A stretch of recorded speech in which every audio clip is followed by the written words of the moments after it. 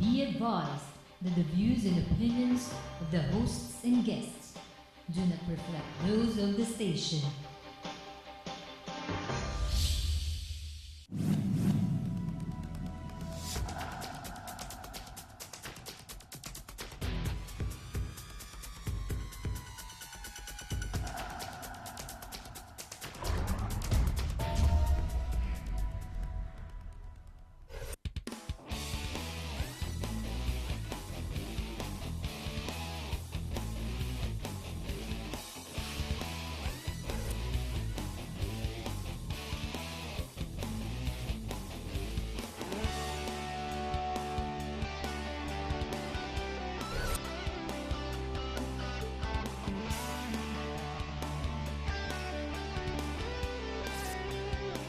You are what you watch.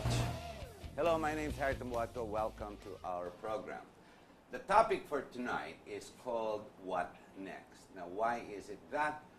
Our guests for this evening is the party. I belong to the party, the political party that I'm guesting tonight. That's the Kapatiran party, and the party list called Pro-Life.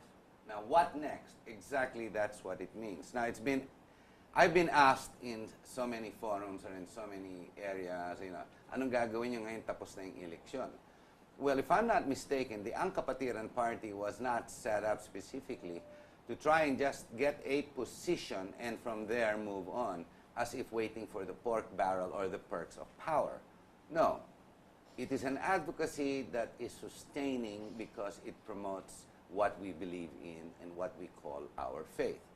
Believe it or not, the Catholic Church is under attack. That's why we have set up the party list, and that's why we have a political party.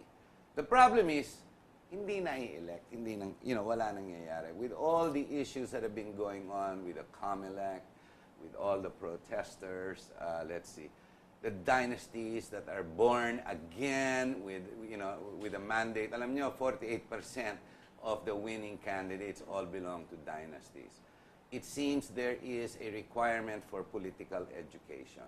Hindi lang voters education, that ang nangyayari in voters education is about maybe 2-3 months before the election and everybody starts spending and going out talking about it.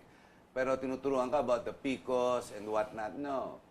Political education is to identify what it is and why our politics exists. I keep saying in this show that politics is serious business. It should not be mixed-matched with gyrating hips and ati-atihan and balloons and people screaming. It's serious business because the leaders you choose and the leaders you fall under can make life miserable or improve the lives of the people around you. Obviously, there is one issue, regardless of the GDP hitting to high marks of 7.8, if not increasing, and the banks doing better with dollars and dollar reserves, and the Philippine Stock Exchange hitting 7,000 plus and rising. Alam niyo po, the idea is to equalize the playing field and to attend to the poor, because we still have the poor around us. Now, if only, we don't necessarily want to make the poor millionaires, but we do want to equalize the playing fields so they too have a chance in life. After all, that is one of the, the basis points, basically, of the Catholic faith. So, what I'd like to do tonight is, I'd like to present to you the political party I decided to join and stand by, which is the Kapatiran political party. And everybody keeps thinking it's a party list group. It's not. The party list group that we like to identify with is the pro-life party list. With the pro-life, we have Attorney James Imbong, who is with us. And for Kapatiran, we have Norman Cabrerra, the Secretary General. Gentlemen, salamat you're here on our show. I hope you don't mind na usapan naman natin yung eleksyon. Are we supposed to be sad we did not win either seats for Kapatiran or pro-life? Let's start with you, Attorney James. Ikaw, abogado ka, you're a legalist. Ano analysis mo? Ano nangyari? Okay. Harry, we all know, alam naman natin, no? We all know that to have a fruitful election product, which is the election of candidates who have gone through the motions of campaigning. No? To have that, we assume that we have an electorate who listened, who sat, who engaged the candidates at the moment when they were supposed to speak, to respond to questions regarding their platforms. You ask, are you sad about the outcome? No? Maybe as regards the exposure of the issues that we are bringing insofar as the pro-life party list, which we have in common. We had and we still have in common with Kapatiran. With regard to bringing out those issues, as we all know, not all as expected, no, the forums or the media brought up those issues. Of course, we heard issues on political dynasties, the RH law, RH bill, and other anti-life bills. No? But as we know, in the end, and the results have shown that names and popularity seem to have fit into the square peg holes of the electorate. Are you saying yung botante stupid? When you say stupid, it's like parang helpless eh. Okay. I would not put it that way. They seem to keep voting the same people over and over again. Hindi naman sila umaasenso, pero yung pa rin ang binoboto nila. Okay. I choose to believe, no, as a lawyer, no, yes. For example, I approach it. For example, if you have a witness, if I present a witness or whoever, no, who doesn't perform well or testify well, although you know he knows the truth, it's not the fault of the witness, it's the fault of the lawyer, did not ask well, no. That's how I see this. So when I see so may kakulangan tayo. Yes, of course, no. If I see a potential supporter, no, but all I do is just give a number or a name. For example, 42 pro-life party list. No? Whether I like it or not, there's no time. I'm running, I'm walking. There's no time to sit with the person. Then I have to live with that small time. So what I mean is to have a product that would reflect the ideas so, and kulang advocacy. Exposure ng pro-life. Yeah, it has kailangan to. tagalan pa. When did you give birth to pro-life? How many months before the election? Before the election, around more than a year prior to election. But kinulang ka sa isang taon to go out, to talk to the people about pro-life? Well, maybe the focus, because the pro-life movement is very old. It's just that a year or more prior to elections, that's the time we thought of Pag sinabi mo pro-life, simbahan, di ba? The church, yes. Simbahan, pro-life. Lay and, yes, Catholic. The lay Catholic and the clergy. Lay. Both sides. Both, yes. So, kinulang ang simbahan. Well, there is I'm sorry putting in a spot. there is small portion, but let me tell you this, Harry. No? For example, even if a supporting clergy or priest in a parish will give their full support to us and say, I'm for you, I'm for you. But the people in their parish or in the diocese, no, are concentrated still on other things, like you said, what we think about dynasties, practical considerations. No? And as we all know how our church operates, they don't dictate or withdraw something. Just so in the end, but shouldn't the church dictate? Shouldn't the church finally put down its foot? The INC does, even Brother Mike does, but we can't call him church, but he likes to think it's a church. But all these other groups like to think. The born-agains, di man, dami dyan, nagpo-proliferate. I mean, they put their foot forward. Pinaninindigan nila kandidato nila, how come the church hindi, ang pro-life dapat botohin nyo? Hindi kaya dapat ganun? Well, Harry, because that distinguishes our faith from others. No? We have a premium on freedom, no? And it's an educated exercise of freedom. So when we talk about the intersection of faith and politics, okay, as we all know, in church doctrine, they're specifically told you cannot support a particular candidate. And of course, we've seen in other countries some prelates have endorsed in very extreme circumstances. No? So the question there is how far, how extreme what kind of an issue are we waiting for to say, that is there a moral issue involved, or is it just an economic, political issue? And which now comes to the question, what next? No? If I may answer it ahead, no? Yes, please. What next? For as long as there will be bills, policies presented in Congress that will defeat the moral structure and foundations of our nation. And I'm not just talking about schools, family, I'm even talking about just the government itself. No?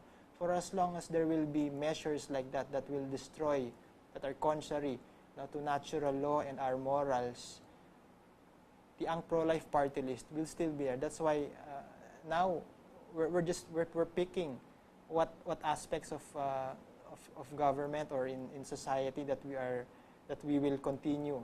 It's not just about elections. No?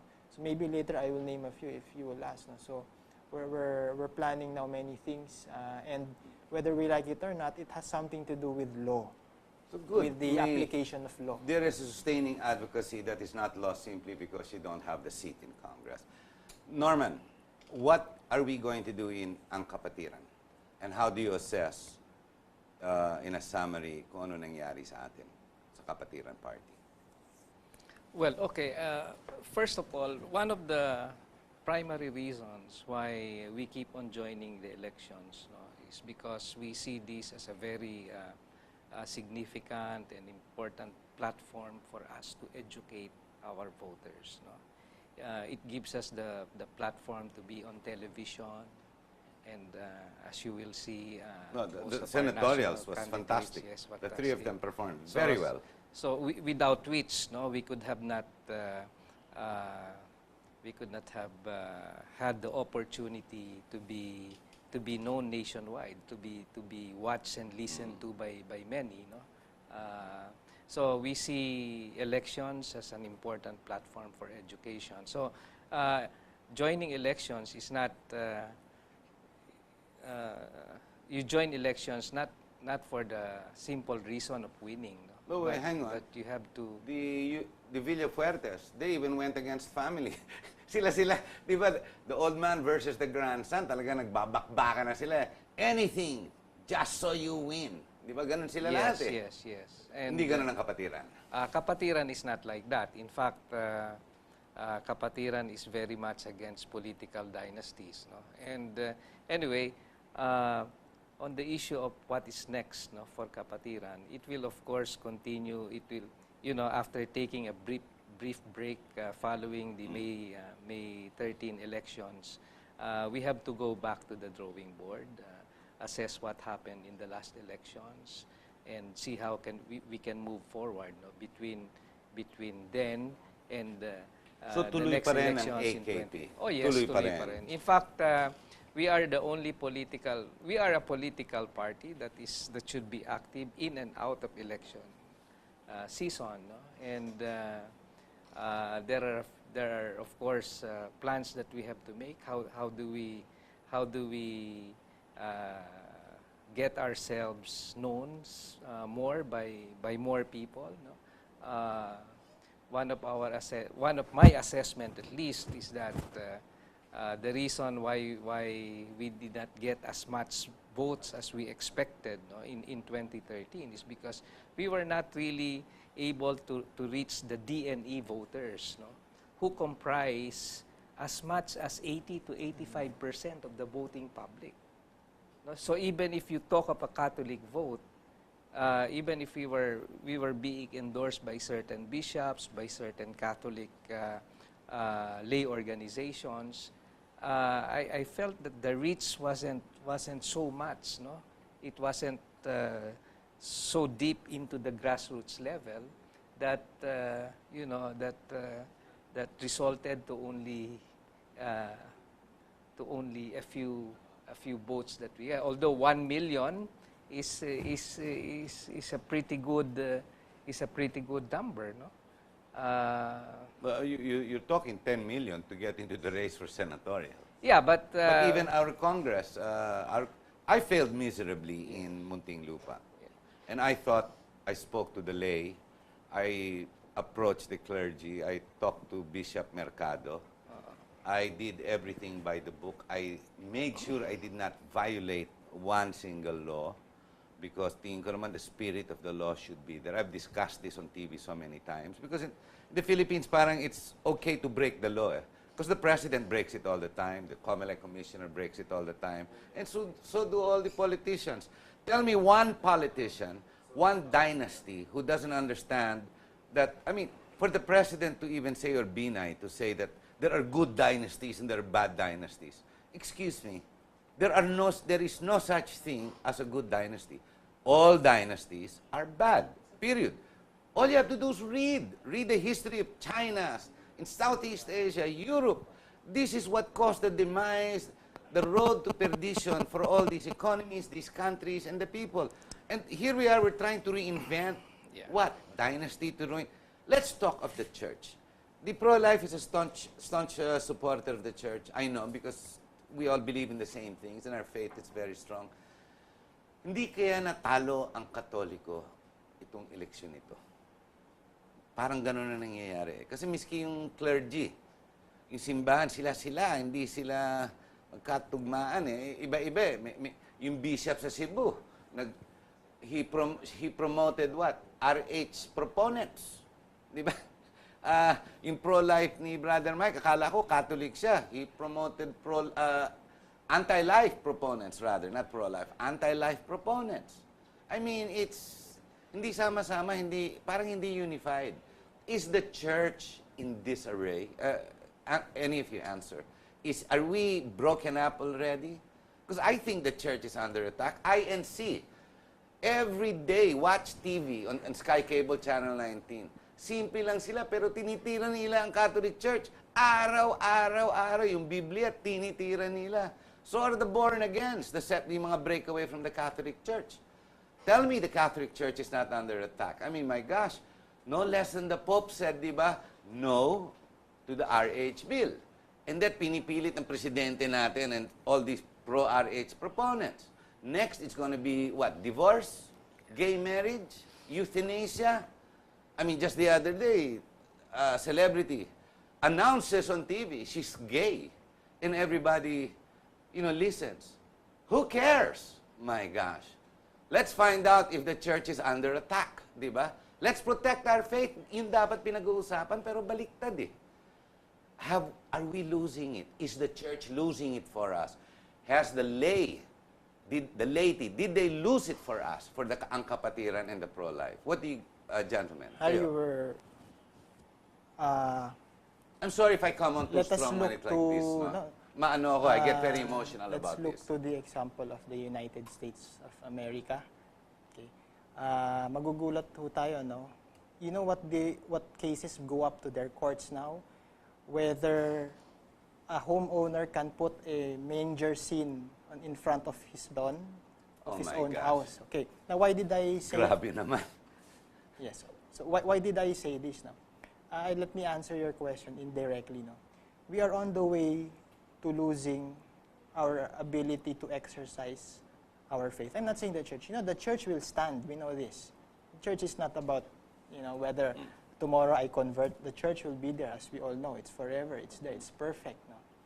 But for us who are alive and who want to practice our faith, if the structures of society where we belong in, remember bishops, priests, deacons, sisters, me, you, we are all under some country's laws.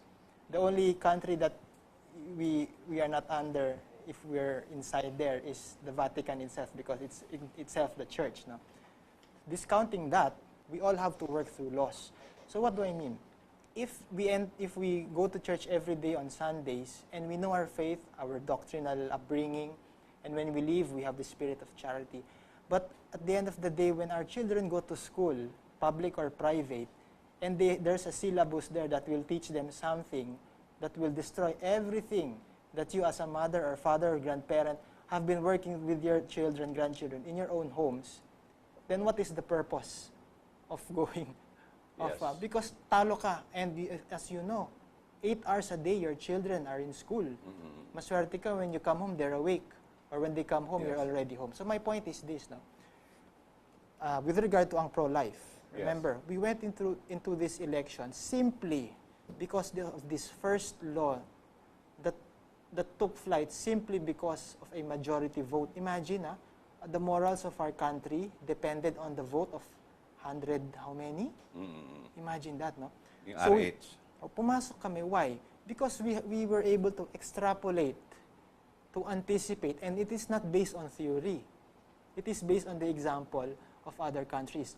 And that is precisely what is happening because of the liberal laws that came out of their own legislatures or of their courts. No, you now have cases like that, wherein you go to court because you cannot put a scene of religious scene in your own lawn, or even in schools. There is a PE teacher who was kicked out in a school simply because the university found out that one of his PE students, who used to be a Muslim, converted to Christianity.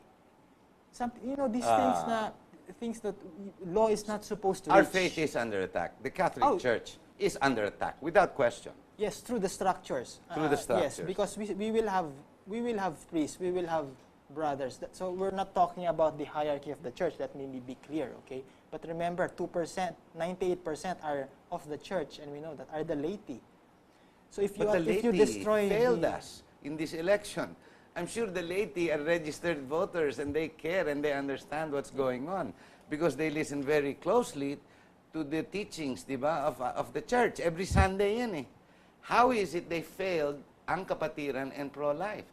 Hindi kaya sila dapat tumago sa mga butas, magtago-tago naman sila because they weren't able to deliver. Period. They did not deliver. Yeah, but in a democracy, and in the Philippines in particular, no, reform is in the ballots of the poor. Yes. It's in the ballots of the poor. Because they're the majority. Because they are the majority. Which is the problem, which is why we're trying to get in. No less than 85%. Yes. And for me, my prognosis on why, despite the pronouncements, the pronouncements of support of certain bishops, of certain lay organizations, is a question of reach. No, did their messages reach 85% of the voting population? That's a question, and I think there is even now a call from the new Pope, Pope Francis, for the church to be a church of the poor, for it to go down to the grassroots level, because as of now, I guess only 15%, no, of the whole Catholic population are actively involved in the church. Gentlemen, we're going to have to take a short break. We're at the bottom of the hour. Ladies and gentlemen, is it God's will na ganito nga nangyari, or is it called for the fun of it all?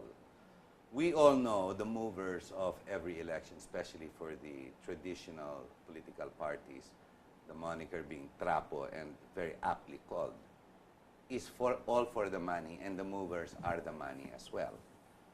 You have seen the senatorial candidates, the national candidates who have won, and who have openly announced the expenditures that they went through. Ikaw, isipin mo si Grace po, sabi niya 70 million galing sa pamilya nila. Talaga naman may pera naman si JPE, di ba? I mean, Fernando Po Jr., he did well in his career, and so did Susan Rosas, and they spent 70 million on their daughter. Paano kaya ibabawi yun? Kung i-divide mo yun over the 6 years, halos 1 million yan, buwan-buwan. Now, let's look at the richer candidates who spent 3 to 500 million. So, mga 7 to 10 million, buwan-buwan yun. Now, alam mo naman kung magkano kinikita nila. Sure, malaki na yung Christmas bonus nila, 1 million, 2 million. Magkano mga committee hearings nila, di ba? Parang gano'n. Kung isipin mo, hindi naman buwan-buwan yun eh. Paano kaya nila babawiin? Or, napakamahal nila ang Pilipino, okay lang sa kanila magtapon ng 200-300 milyon na piso na baliwala. Or hindi kaya linuloko tayo, at alam naman nila, niloloko nila tayo, at ang taong bayan, nagpapaloko. Ang simbahan nakatingin, nakatulala. We pray, and we pray for them to hope for them to change, but they're well on their way to make their billions. We're going to have a short break. Stay with us. We'll come right back.